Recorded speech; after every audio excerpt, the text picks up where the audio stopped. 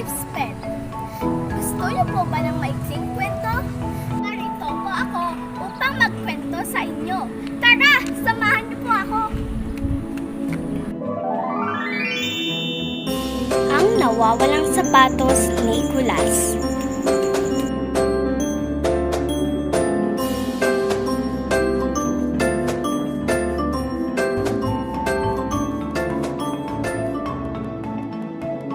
Ang mga nawawalang sapatos ni Kulas.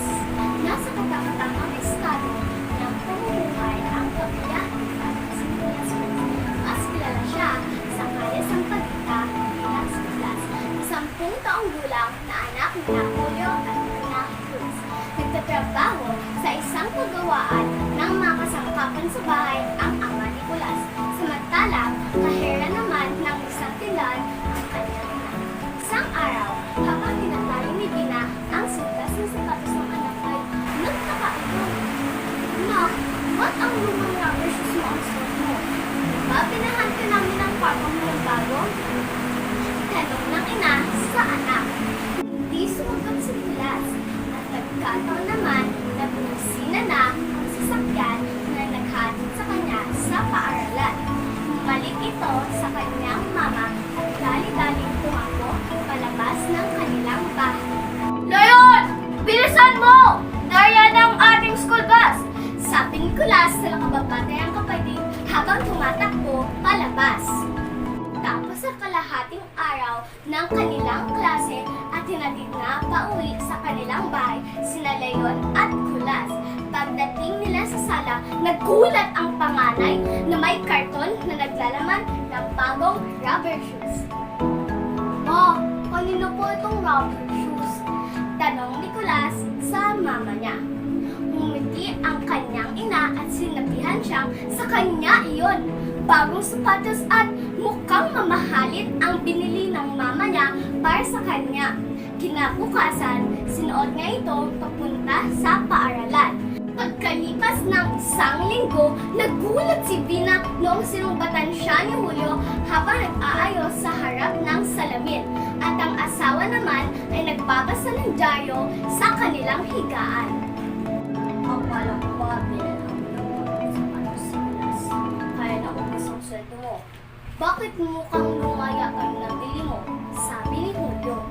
Nagulat si Bina sa sinabi ng asawa. Itiniin niya na bumili siya ng bago at mamahalin iyon. Humiram pa nga siya ng pera sa may-ari ng tindahan. Pagdating ng tanghalian, nakarating na ang mga bata.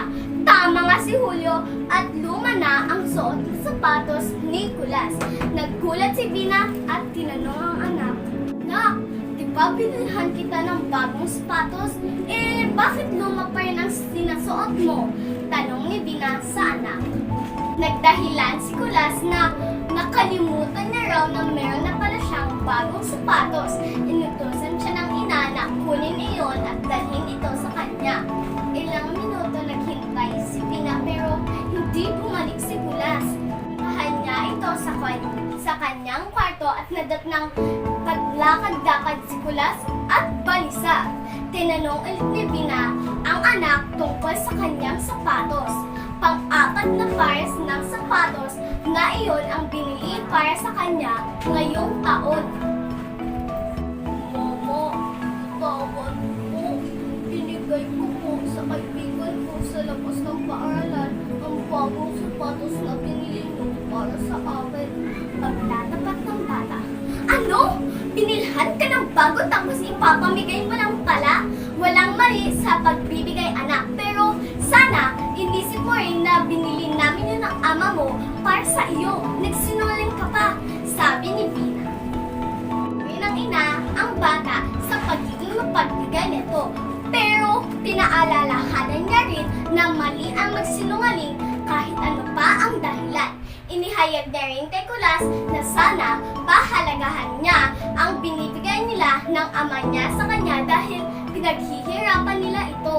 Humingi ng patawad si Kulas at nangako sa ina na pahahalagahan na ang mga susunod na sapatos at mga gamit na ibibigay ng mama at papa niya sa kanya. Nangako rin siya na hindi na siya magsisinungaling.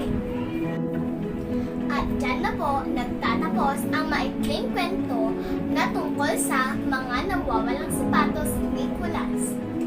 Ano po ang ating natutunan?